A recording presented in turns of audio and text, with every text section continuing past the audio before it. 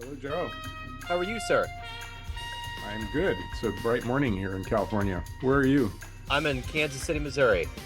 Kansas City. I was born in Wichita, Kansas. Aha. Yeah, right I there in the don't epicenter. I don't remember it well because I was about 9 months old when we moved. So Okay. it looked like a big breast to me. That's all I can remember Yeah, about that's pretty much all you're gonna get. it. Are you in Southern California? No, I'm in Northern California, north of San Francisco, about an hour in Okay. Sonoma County. Right on. Yeah. Are you near where's Petaluma from there? Uh, where's Petaluma? Petaluma. I live in Petaluma. You do. Okay. Yeah. Because one of I my by day I'm a tech guy, and one of my favorite hosts, his name is Leo Laporte. His show comes out of there. Okay, good. Yeah, So Petaluma is a lovely town. It's one of my favorite towns in the area because it's very friendly, it's very local. There's a real downtown. People smile at you when you walk by them. So it's of all the towns around, it's right sized. Yeah. yeah, that's nice. Well, hey man, it's great to meet you. It's great to I'm looking forward to kind of peeling back the layers of who you are and what you do. And to begin that process, I want to start with COVID. How did you survive the last 3 years? And how has it changed you now that we're entering this kind of post-pandemic era of our existence?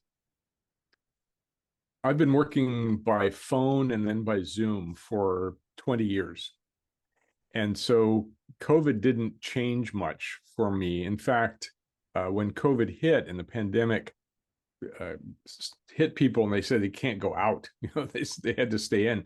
They said, "Oh, this would be a good time for me to take a training." And I offer this training to coaches, therapists, and healers. And so business boomed. Lots of people came to take my training, and they went off and became a better coach, a better therapist, a better healer, or a better consultant. So it didn't affect me much. I certainly missed being with people. That was a personal thing, but as far as the business was concerned, it actually improved business. I know for me, my son's on the spectrum. I did a lot of therapeutic calls, and it was so good to not have to drive, and to not have to go through that stress. Because most of the time it was maybe 5 to 10 minutes with him and the rest with us. So it was really there. I just think there's extra stressors with the drive and kind of the build up. It seems like it's more conducive sometimes to do it remotely. Well, I knew that the pandemic was going to change employment uh, by a huge fraction, and it did. There people just realized they could do their job at home, and they didn't need to go back to work. I was a headhunter for 25 years before I became a coach, Okay. and so I knew a lot about employment and business and jobs, and so it changed significantly. And people did not want to go back Yeah. because why do a 2 hour commute each way to sit at a desk and then commute 2 hours back Yeah. to be with your family? It just didn't make any sense. So, Absolutely. and companies now want their people back in the office, and there's a good reason for it. But the fact is that most jobs, most desk jobs, can be done by at home. Certainly can. So let's get to kind of the heart and soul of what you do on a daily basis. I'm going to put you in front of third graders at a career day, and one of the kids looks up and says, "Hey, what do you do for a living?" How do you answer them?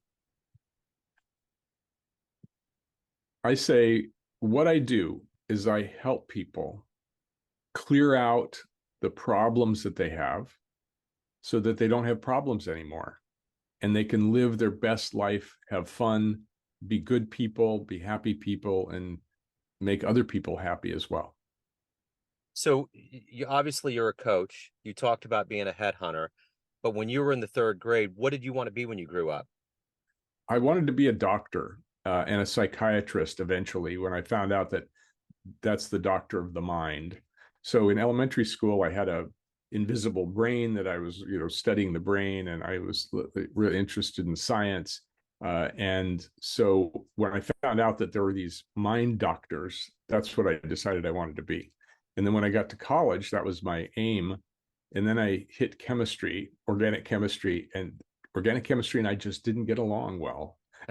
So, but by that time, I got interested in consciousness, which was really my thing, is to understand who we are as beings, what is consciousness? How does it function?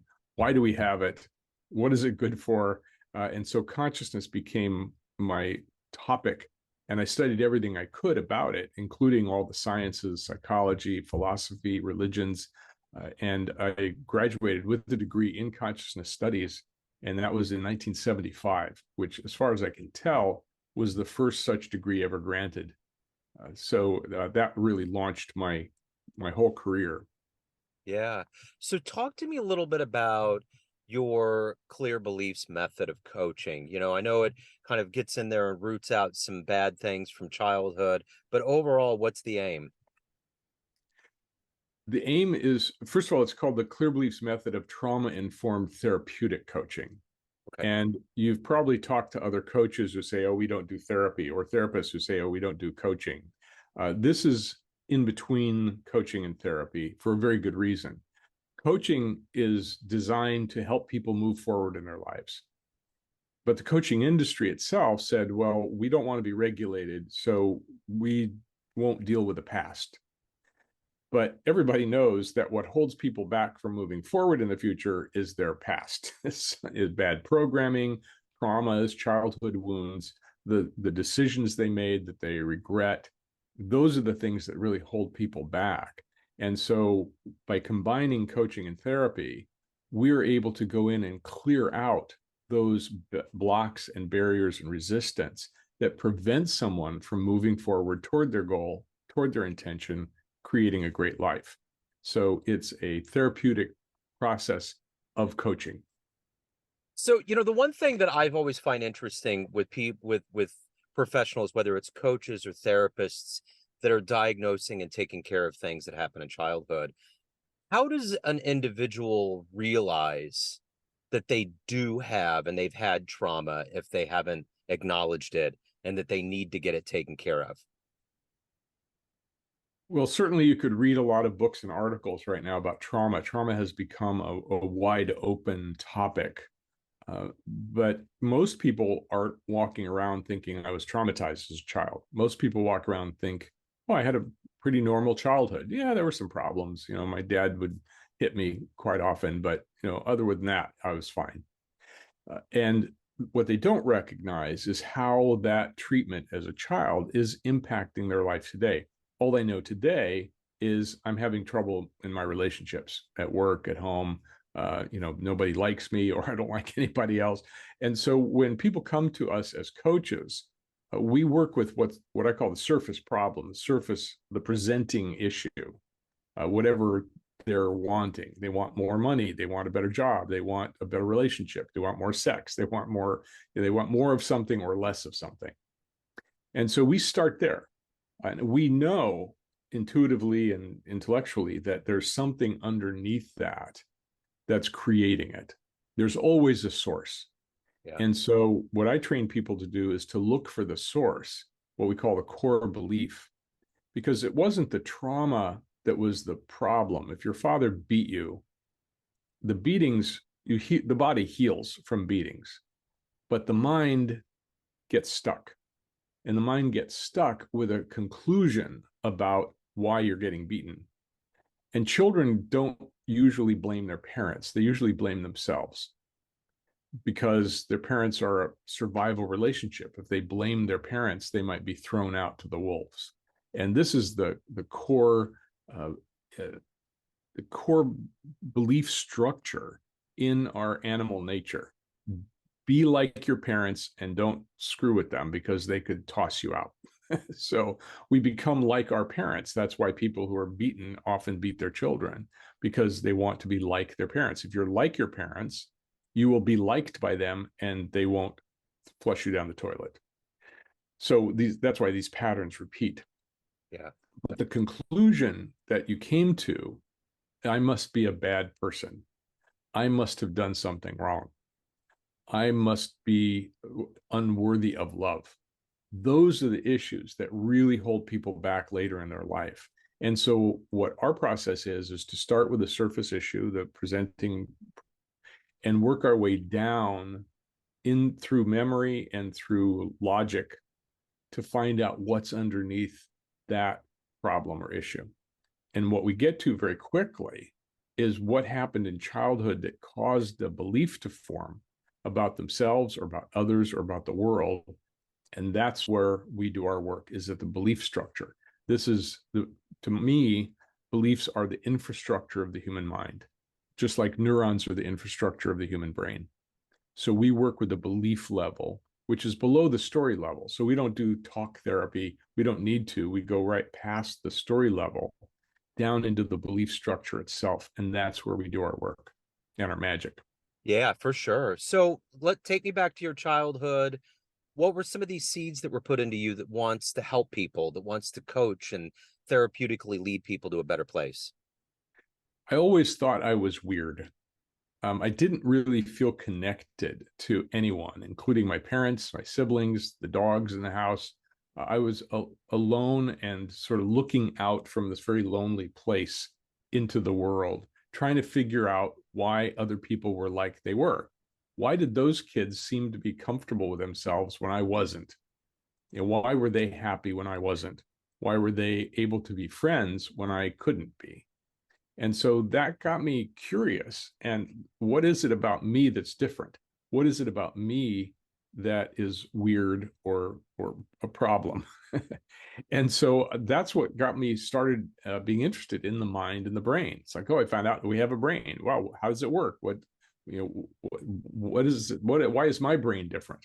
And then I learned about the mind and I learned about the spirit. And so I that hunger for understanding myself led me to take more than 100 workshops and trainings and studied all different topics that had to do with who we are as beings, why we do what we do, how to be better, whether it was philosophy and the virtues or religions and religious studies, um, every different science, every aspect of psychology. So I was just hungry to understand myself.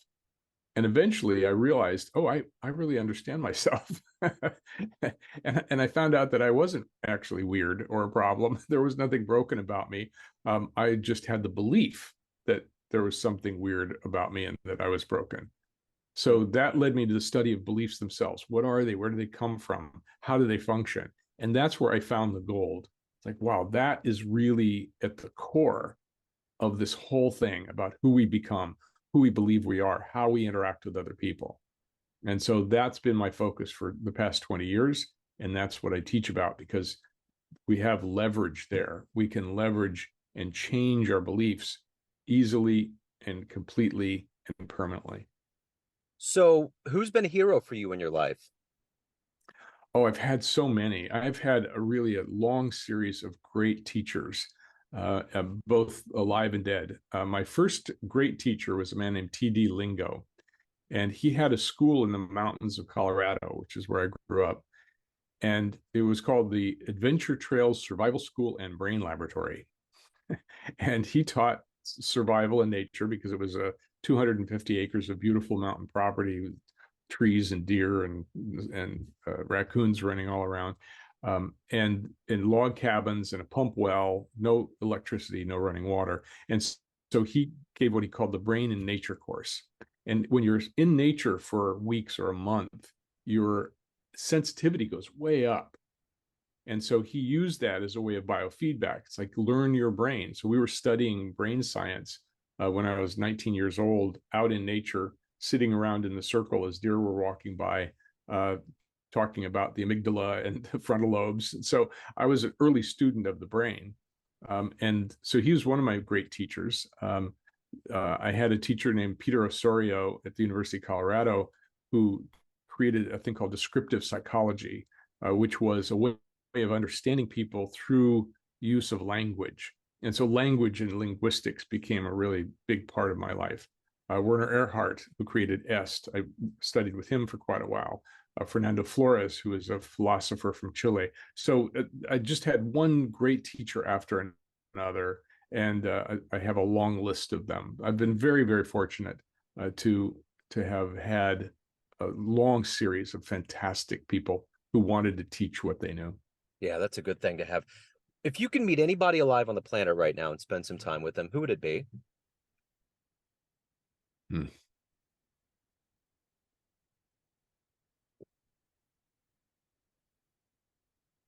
I would have to get back to you on that. Okay, that's fine. I That's don't fine. have a snappy answer to that one. That's fine. So let me ask you this. Everyone out there has motivations. They have things that propel them to be who they are and to help others and to excel. What is that for you? What is your motivation?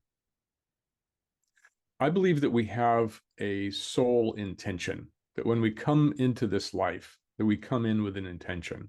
And that soul intention is always to benefit others. It's not just for the self. But then as soon as we're born, we forget all that and we our ego begins to take over and form from our experiences. And that ego is what drives us. And eventually, if you get enough of your ego needs met, you have the space and the time to think about, well, what do I really want in life? I help people find their true purpose. And the true purpose, this often happens when someone has gotten into their 40s or 50s or even 60s and said, is that all there is? Making more money, having more power. There's something missing. And there's that old saying that many men have climbed the ladder of success only to find out that it was leaning against the wrong wall. And so I work with a lot of people that way. And they say, okay, I've gotten my toys, I've gotten my cars, I've gotten my house, big house, I've gotten my family, I've gotten my kids, but there's still something missing. And what's missing is meaning and purpose. And so the meaning and purpose is more connected to the soul rather than to the mind. And so we find out what was your original intention. So my original intention was to heal other people and awaken them to themselves, to the glory of who they are. And that's my work. And it's wonderful to do. I am fulfilled every day in my work with people because I help them recognize who they really are underneath all of that programming. So, what is one of your favorite success stories that you've been involved with? Uh, well, I love my clients because they have big breakthroughs. One of my clients is a multimillionaire, and he was a multimillionaire because he made millions, then he lost millions, then he made millions, then he lost millions. And he came to me because I'm called the subconscious pattern detective. He knew there was something going on, but he didn't know what it was. So we worked for a few sessions, and eventually I brought him back to his childhood, and he suddenly remembered an incident in which he was walking with his mother on the streets of New York at about age 3, holding his mother's hand. And he saw a shiny penny on the ground. And he got excited and he reached for it. And his mother jerked him back and said, "Don't touch that, it's dirty." And he suddenly realized that that was the deep program underneath his inability to hold on to money. He could make millions, he was good at that, but he couldn't hold on to it because it was dirty and he shouldn't touch it. Wow. And that's the kind of work I love to do, is to help people find the breakthrough belief, the moment that they formed a belief that's now impacting them at the subconscious level. It's almost like you're a script writer. It sounds like a script. There's that one moment that people like hone in on and realize that that's a part of their destiny and they didn't realize it because we're like Rolodexes. We get buried over the years.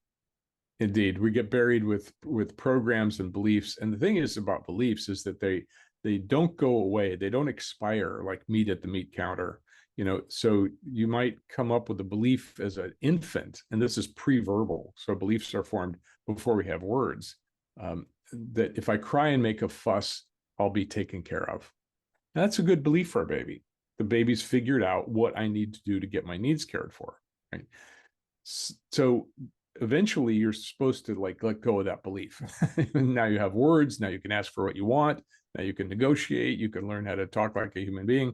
But the old belief doesn't go away. It just gets pushed down into the subconscious mind, and it kind of lies in wait with one eye open. So like if anything stimulates my feeling bad or uncomfortable, that's the thing that jumps up and takes over. And this is why we get reactive and stuff. So stuff comes out of nowhere. So we all probably know an adult who's still using that strategy. If I cry and make a fuss, I'll be taken care of, because they never outgrew it. They didn't ever clear it out of the subconscious mind. So what we've discovered is that you can clear those things from the subconscious mind completely and permanently so that they don't impact you anymore. Hmm. And so people become less reactive, they become more present, with their loved ones and other people. The old patterns aren't running them anymore. It's like deprogramming bugs in the human operating system. Yeah. So, of all the things that you've accomplished and done in your life up to this point, what are you the proudest of? Hmm. Creating a training that allows me to take all that I've learned and pass it on to other people in a way that they can then duplicate what I do with my clients. So I've trained more than 600 coaches, therapists, healers, and consultants around the world in 45 countries. And that makes me very proud of myself for having done that, because it's not easy to take what you know and transmit it to other people. And I have managed to do that. It took me a long time to figure it out, but now other people can learn how to do what I do it with their clients, and so that healing power ripples out into the community. So, let's say you have a dream tonight and you run into a 20-year-old version of yourself, and you could give that younger version of you a piece of advice based on the life you've lived, the wisdom you've gained. What would you tell that young version of you? Keep going. Keep growing.